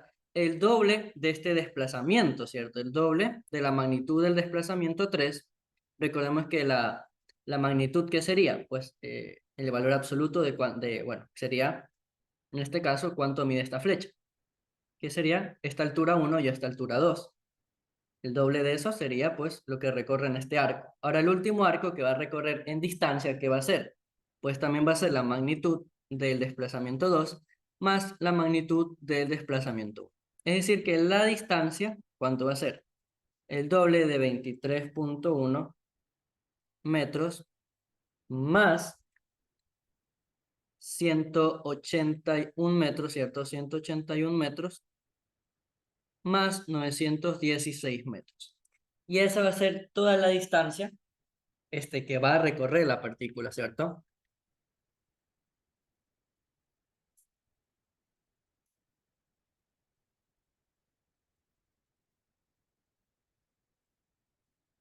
Eso es lo que va a recorrer en total la partícula. Entonces vamos a ver esto cuánto nos daría.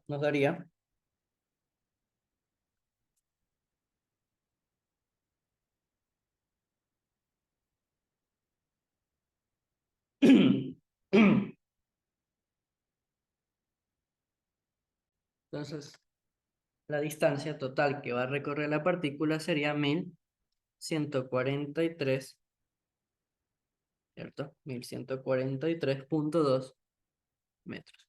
Y esta sería en total todo lo que va a recorrer la partícula. Bueno, la partícula que sería la piedrita que se soltó cuando suba y baje todo esto. Ese sería el resultado. Vamos con el siguiente ejercicio. Me dice, hey, dos móviles M1 y M2 separados 720 metros aceleran a 0.500 metros sobre segundo al cuadrado y menos 1.40 metros sobre segundo al cuadrado y respectivamente.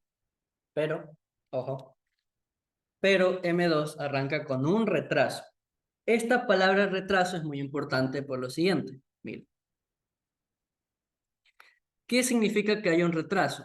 Es decir, miren, si esta es la partícula, me dice, a ver qué más me dice el ejercicio, determina el recorrido desde que, el tiempo recorrido desde que sale M1 para que los móviles se encuentren separados 400 metros por segunda vez. Por segunda vez.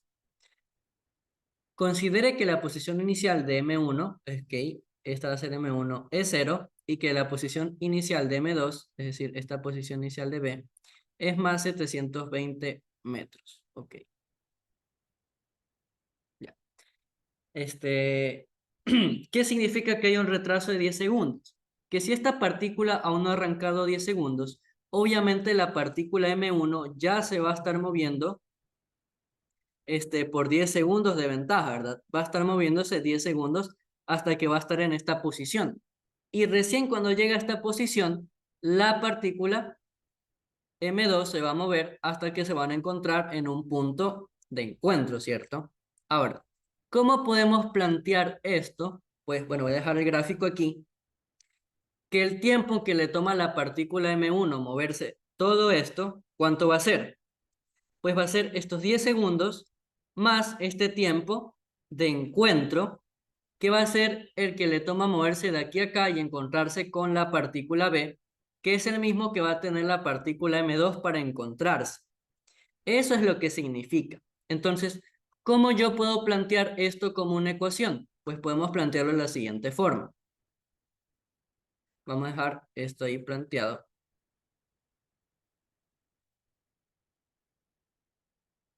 Pues, ¿cómo puedo plantear esto como ecuación? Que hay un punto cualquiera final, ok, aquí es donde se van a encontrar. Voy a encontrar cuánto tiene que pasar para encontrarse. Ahora, anotemos otro dato que M1 para acelerar, vamos a escribirlo aquí, aceleración 1, con más 0.500 metros sobre segundo al cuadrado. Esto es importante porque significa que se va a mover hacia la derecha. Mientras que la otra partícula con aceleración 2 significa que se va a mover hacia la izquierda con menos 1.40 metros sobre segundo al cuadrado. Ahora, como yo les dije, el tiempo en que le toma a la partícula A encontrarse con la partícula M2, ¿cuánto va a ser? Pues va a ser sus 10 segundos que tiene de ventaja más ese tiempo de encuentro, que es el que le toma a la partícula B moverse hasta aquí. Porque cuando han pasado 10 segundos, la partícula ya se movió esto. Ahora significa que le faltan X cantidad de segundos para que se encuentre con la partícula B. Esa X cantidad de segundos es la que también le va a tomar a esta partícula porque justamente aquí ya se va a empezar a mover junto a la partícula A. Entonces, por eso es que el tiempo que le toma a la partícula A va a ser esos 10 segundos más ese tiempo de encuentro. Entonces, ¿cómo podemos nosotros plantear las ecuaciones? Pues podemos hacer lo siguiente. El desplazamiento de la partícula A, bueno, la partícula M1, ¿qué va a ser? La velocidad inicial por el tiempo más un medio de la aceleración 1 por el tiempo al cuadrado. Ahora, ¿cuál va a ser la posición final? Pues va a ser la posición de encuentro, ¿cierto? O simplemente lo podemos dejar aquí como la misma posición final que en ambos no conozco entonces. ¿El desplazamiento qué es? Recordemos que es posición final menos inicial. Y ahora, ¿la velocidad inicial cuánto vale? Pues me dicen que parten del reposo. Es decir, que la velocidad inicial es cero. ¿Y aquí qué sería? Un medio de la aceleración 1 por el tiempo que le toma moverse de aquí a acá. ¿Qué ese cuál es? Es el tiempo el tiempo de A al cuadrado. Eso es lo que le toma en moverse hasta la posición final de encuentro, ¿correcto? Entonces yo lo voy a tener que despejar. Y esto sería cero, la posición inicial. Y ahora, ¿qué voy a quedar? Que la posición final, ¿cuánto va a valer? Pues va a valer un medio de la aceleración 1 por el tiempo de A. Es decir, el tiempo que le toman llegar hasta la posición final, que ya sabemos que es el tiempo de encuentro más sus 10 segundos, y esto al cuadrado. Ahora, este sería M1. Y ahora, para M2, ¿qué va a pasar? Que el desplazamiento de la partícula 2, ¿qué va a ser? También va a ser velocidad inicial por el tiempo, más un medio de la aceleración 2 por el tiempo al cuadrado. Ahora, ¿qué nos tenemos que acordar? Velocidad inicial 0. ¿Y qué más? Que la posición de aquí, ¿qué sería? Posición final menos posición inicial de B. Y esto es un medio de la aceleración 2 por el tiempo al cuadrado. De manera que la posición final, ¿qué va a ser? Posición inicial de B más un medio de la aceleración 2 por el tiempo de encuentro al cuadrado. Que ese sería el tiempo en que les toman encontrarse, ¿cierto? Que es el que ahora va a recorrer la partícula B. Entonces, ¿yo aquí qué tengo? Pues ya tengo posición final, correcto, de un lado, y por el otro lado también tengo posición final. Entonces, yo ya puedo igualar expresiones, ¿verdad? Ya puedo igualar las mismas expresiones. ¿Para qué? De hecho, aquí vamos a anotar esto, aunque estaría incorrecto lo que dibujar. Tiempo que le toma acá, y ese va a ser el tiempo de encuentro. Ya. Ahora, puedo igualar las expresiones, ¿cierto? Entonces vamos a igualar. ¿Por qué voy a igualar? Porque ahora yo ya conozco las posiciones finales. ¿Qué sería? Un medio de la aceleración 1 por el tiempo de encuentro más 10, todo esto al cuadrado, va a ser igual a la posición inicial de B más un medio de la aceleración 2 por el tiempo de encuentro al cuadrado. Entonces, ¿qué me queda aquí? Pues sería un medio de la aceleración 1, que es 0.500, ¿cierto? Por el tiempo, bueno, en este caso, ¿cómo podemos ver esta expresión? pues el primer término al cuadrado más el doble del primero por el segundo, que sería 20 tiempo de encuentro, más el segundo al cuadrado, que sería 100, ¿cierto? Si nos quería esa expresión ya de manera rápida, y esto que tiene que ser igual a la posición inicial de B, que cuánto vale 720, más un medio de la aceleración 2, que es menos 1.40 de tiempo de encuentro al cuadrado.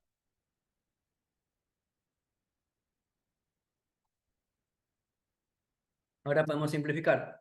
Mitad de 0.500, ¿cuánto valdría? 0.250. Ok. Y ahora este 0.250 lo podemos empezar a repartir con todos los términos, la distributiva. ¿Qué me quería? 0.250 tiempo de encuentro al cuadrado más 5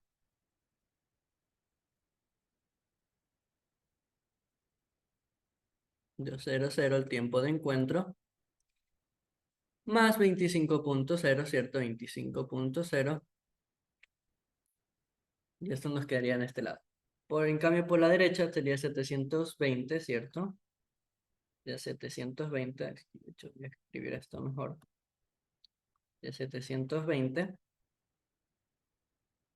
menos 0.700 tiempo de encuentro al cuadrado, ¿correcto?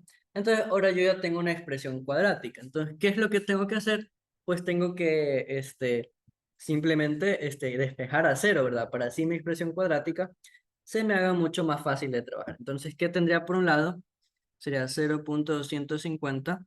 Aquí me olvidé de poner al cuadrado, me disculpa. 0.250 tiempo de encuentro al cuadrado más 0.700 tiempo de encuentro al cuadrado más 5.00 tiempo de encuentro más 25.0 menos 720, y esto va a ser igual a 0. De manera que esto, ¿cuánto me va a quedar?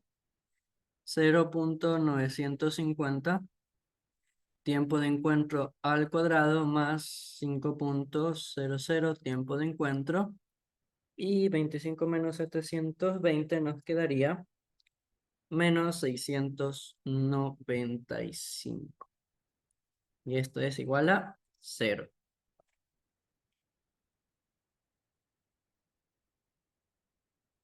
Entonces, ahora, ¿qué tenemos que hacer? Pues usar la expresión cuadrática, identificar los términos. Nuestro término A, nuestro término B y nuestro término finalmente C. De manera que el tiempo 1 y el tiempo 2 que me saldrían de esta expresión estaría por la ecuación cuadrática. Entonces, ¿qué me daría? Menos B, que sería 5.00.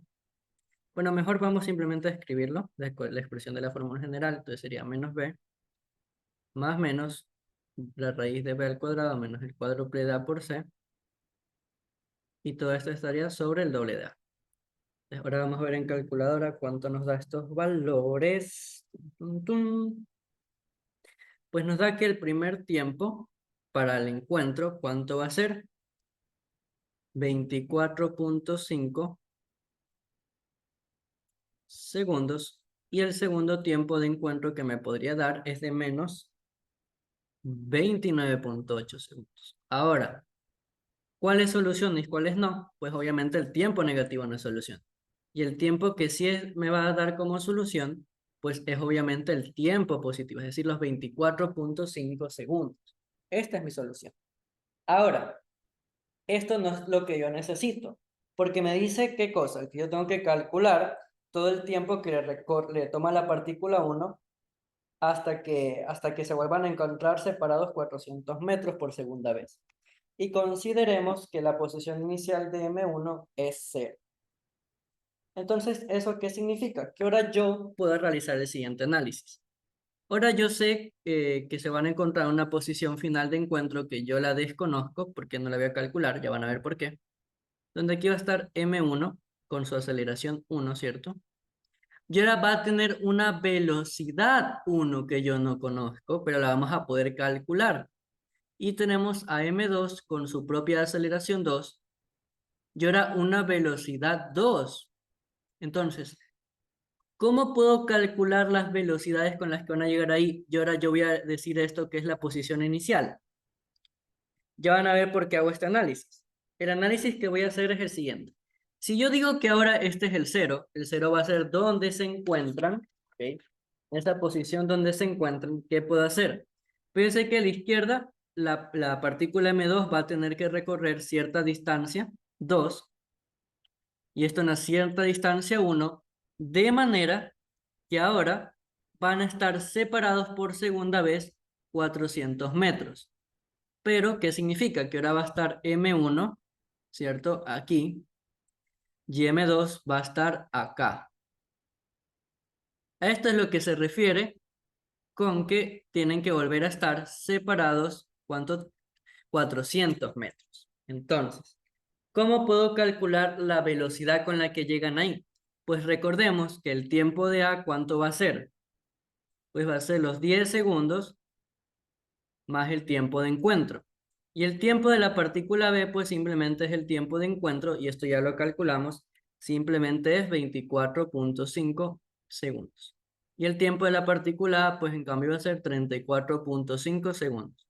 ¿Y se dan cuenta cómo cuadra? Porque el 1 tiene ventaja de 10 segundos. El tiempo, en la partícula M1 tiene esta ventaja de 10 segundos y la partícula M2, pues no.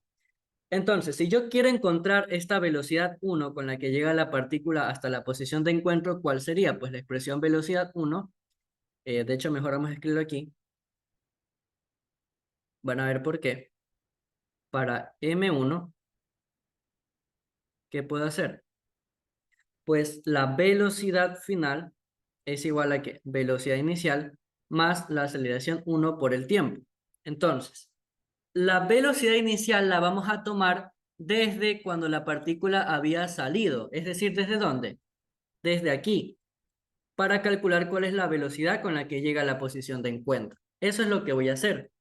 Entonces, yo sé que aquí la velocidad inicial va a tener que ser 0. ¿Y cuál es el tiempo? Pues el tiempo que le tomó llegar a esta posición de encuentro, es decir, 34.5. Entonces, la velocidad cuánto va a ser? Va a tener que ser 1.40, ¿cierto? Ah, no, perdón, es 0.500, casi la mía. 0.500 por estos 34.5 segundos que le tomó en partir, ¿cierto? Dándome así como resultado que esta velocidad final 1, o la velocidad final 1, que es la velocidad 1, es de 17.3 metros sobre segundo. Ahora, para la partícula M2, ¿cómo puedo calcular esa velocidad con la que llega ahí? Pues de la misma forma que lo hicimos aquí. Es decir, que esta velocidad final es la velocidad inicial más la aceleración 2 por el tiempo de v. Velocidad inicial sabemos que es 0, entonces esta velocidad final, ojo, como hablamos de velocidad final, significa que estoy hablando de un vector. Entonces aquí sería menos 1.40 por el tiempo, que es 24.5, ¿cierto? Haría que la velocidad final es menos 34.3 metros sobre segundo. ¿Esto qué indica? Que se está moviendo a la izquierda, por eso es que tiene el signo negativo, porque es una velocidad, tiene dirección, y este en cambio se mueve a la derecha, por eso tiene positivo. Ok. Entonces, en teoría, ¿qué es lo que me está dictando estas dos expresiones? ¿Qué es lo que me están diciendo? Que la suma, o podríamos verlo como en la siguiente forma, que la suma de la magnitud de este desplazamiento que va a realizar la partícula M1, vamos a decir, desplazamiento A, en magnitud, es decir, la distancia sería en este caso, y esta distancia que recorre la partícula M2, en magnitud va a tener que sumar 400 metros. Ok, ahora vamos a ver qué podemos hacer para que esto nos dé. ¿Cuál va a ser este desplazamiento de la partícula A? Pues el desplazamiento de la partícula A, como yo les indiqué, ahora esta va a ser la posición donde se van a encontrar, ¿cierto? esa posición donde se van a encontrar es 0. Entonces, si la posición inicial es 0, ¿cuál va a ser la posición final de A? Es decir, la posición final de la partícula, en este caso sería la partícula M2, si no me equivoco. Ajá. Vamos a poner aquí, mejor vamos a cambiarle el nombre, porque estoy dando cuenta de que me confundo. Este sería A. A es la que se mueve a la derecha y esta sería la partícula B. Aquí igual vamos a poner esto para M1. Para M1. ¿Qué me doy cuenta aquí? Que la posición final, ¿cuánto va a valer? Pues si mi partícula M1 parte desde el 0 y se mueve en esta dirección hasta aquí, yo puedo decir que esto lo que recorrió es la distancia 1, ¿verdad? Que por eso le puse este nombre. Como para acá es positivo, pues tendrá un signo positivo, ¿cierto? Entonces será distancia 1. Entonces, esto aquí es igual a la velocidad inicial más un medio de la aceleración 1 por el tiempo al cuadrado, que será el tiempo en que van a estar separados 400 metros. Eso es lo que estoy buscando.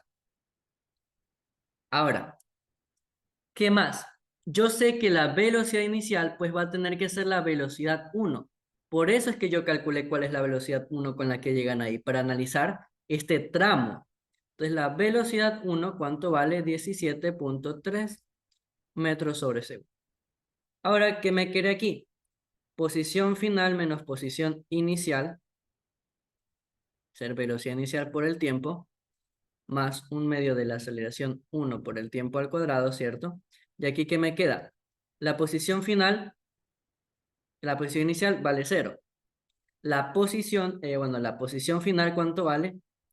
Distancia 1. Ok, va a valer todo esto que se recorre como escalar, es la distancia 1.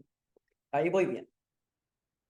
Ahora, vamos a dejar igual planteado esto, que distancia 1 más distancia 2 tiene que ser 400 metros.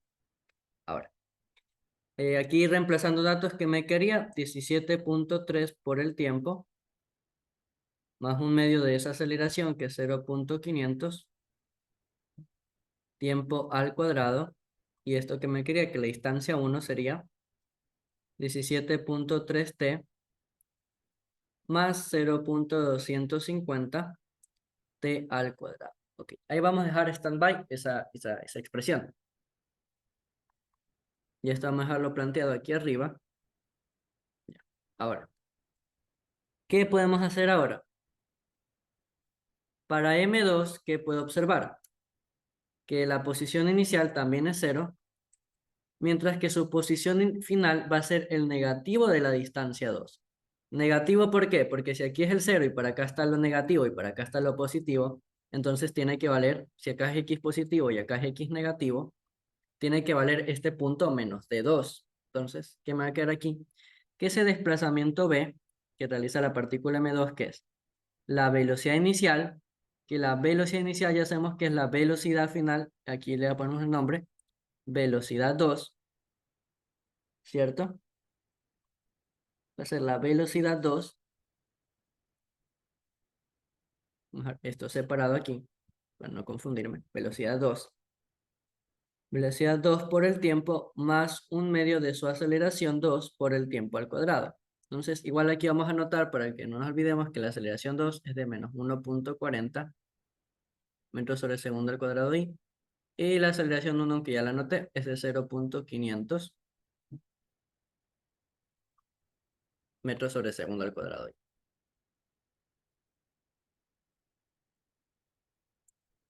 Entonces, el vector de desplazamiento, ¿cuál sería? Pues posición final menos posición inicial, igual velocidad 2 por el tiempo más un medio de la aceleración 2 por el tiempo al cuadrado. Y la posición inicial ya sabemos que es 0. La posición final, entonces, ¿cuánto vale? Vale menos de 2. Y esto va a ser igual a la velocidad 2, que es menos 34.3 t, más un medio de la aceleración 2, que es menos, ojo, menos 1.40 t al cuadrado. Ahora, yo me puedo dar cuenta de algo muy chévere. En ambos términos, ¿qué está pasando? hay un negativo. Entonces, ¿qué pasa si yo agarro y multiplico por menos 1 acá? Y agarro y multiplico por menos 1 toda esta expresión, ¿qué me quedará? Menos por menos, más. Menos por menos, más. Menos por menos, más. Entonces, la distancia 2, ¿cuánto va a ser? 34,3 por el tiempo más 0,700 tiempo al cuadrado. Ahora yo tengo una expresión para la distancia 2 y para la distancia 1. Entonces, ahora sí yo puedo plantear lo que les estaba hablando hace un momento. ¿Qué es lo que les hablé hace un momento? Que distancia 1 más distancia 2 va a ser igual a 400 metros. Entonces, aquí lo anotamos, distancia 1 más distancia 2 es igual a 400. ¿Y esto en teoría qué sería? 17,3 t más 0,250 t al cuadrado más 34,3 t más 0,700 t al cuadrado va a ser igual a 400. De esta forma, ¿qué me va a dar? Pues vamos a sumar. 0,250 más 0. Sería 0,950 t al cuadrado. Vamos a ver, 17,3 más 34,3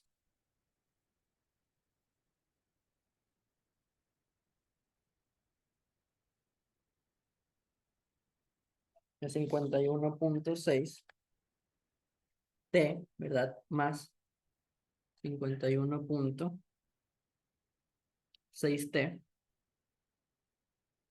menos 400, y esto va a ser igual a 0, ¿verdad? Entonces aquí, ¿qué tengo otra vez?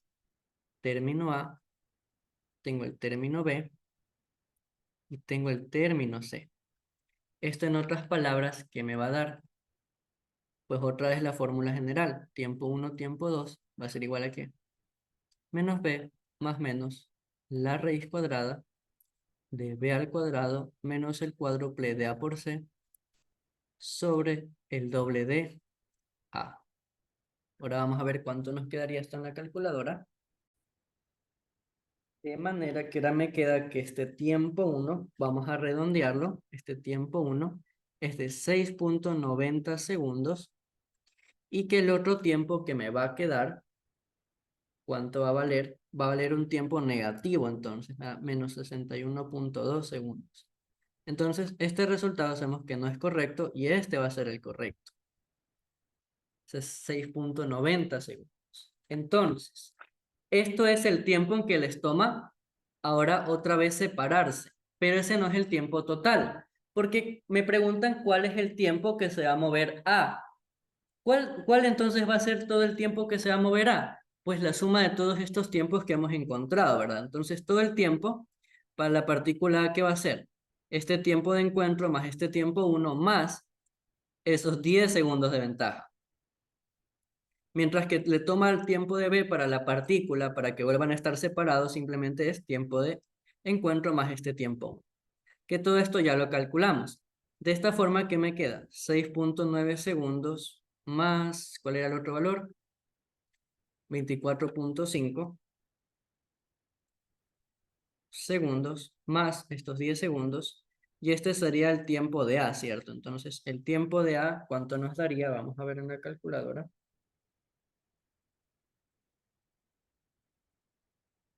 Nos daría un tiempo de 41,4 segundos. Tiempo desde que parte A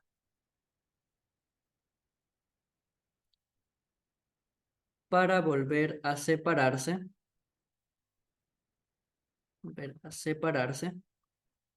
400 metros. Ese va a ser el tiempo que le va a volver a separar. Bueno, en este caso M1, perdón.